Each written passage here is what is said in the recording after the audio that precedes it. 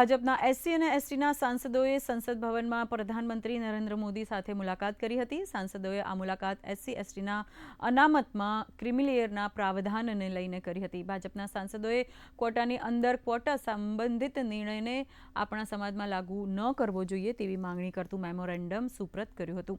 ઉલ્લેખનીય છે કે સુપ્રીમ કોર્ટે ગયા અઠવાડિયે અનુસૂચિત જાતિ અને અનુસૂચિત જનજાતિ વર્ગને ક્વોટા આપવાની મંજૂરી આપી હતી। लोक जनशक्ति पार्टी रामविलास पासवानना चिराग पासवान दीकरा अने रामदास आठवलेए पण सुप्रीम कोर्टना आ निर्णयनो विरोध कर्यो हतो। साथे ज कच्छना सांसद विनोद चावड़ा पण प्रधानमंत्रीने मळवा पहोंच्या हता।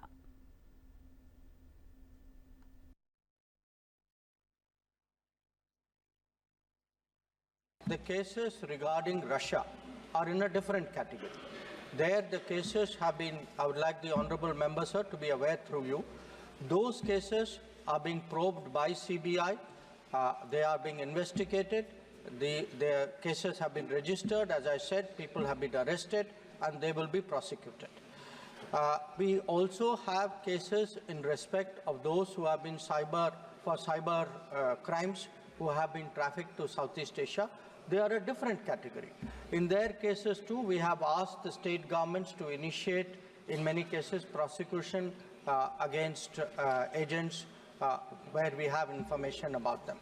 લેખિત સ્વરૂપે એક પત્ર પણ દેશના વડાપ્રધાન શ્રી નરેન્દ્ર મોદી સાહેબને આજે આપવામાં આવ્યું હતું અને થોડા સમય પહેલા સુપ્રીમ કોર્ટની એક જજ સાહેબની પેનલે જે પોતાની રાય અને વિચાર એસસી એસટીના અનામત બાબતે ક્રિમિનલ બાબતે જે રજૂ કર્યો હતો, જે બાબતે આજે સૌ સાંસદો દેશના વડાપ્રધાન શ્રી નરેન્દ્ર મોદી સાહેબને મળ્યા હતા અને એમાં સ્પષ્ટ એમણે આશ્વસ્ત કર્યા હતા કે કોઈ પણ પ્રકારની અનામતની બાબત હોય, કોઈ પણ પ્રકારે ભારતીય જનતા પાર્ટી કે ભારતીય જનતા પાર્ટીની કેન્દ્રની સરકાર હોય કે અન્ય રાજ્યોની સરકાર હોય, આ બાબતની અંદર કોઈ પણ વિચાર કરી રહી નથી।